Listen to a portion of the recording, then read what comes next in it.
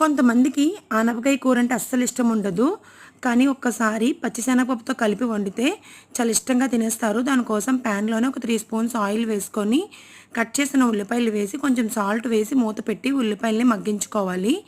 ఉల్లిపాయలు ఇలా golden brown కలర్‌లోకి వచ్చాక ఒక స్పూన్ అల్లం వెల్లుల్లి పేస్ట్ వేసి, పచ్చివాసన పోయినంత వరకు ఫ్రై చేసుకున్నాక కట్ చేసి పెట్టుకున్న ఆనపకాయ ముక్కలను కూడా వేసి మూత పెట్టి ఆనపకాయ ముక్కలు మగ్గించుకోవాలి.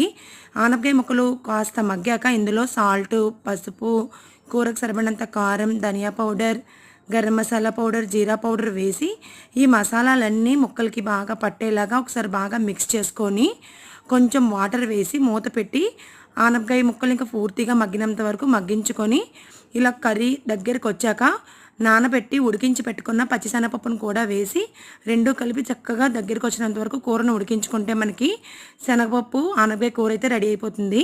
ఈ వీడియో కనుక మీరు నచ్చితే లైక్ అండ్ సబ్స్క్రైబ్.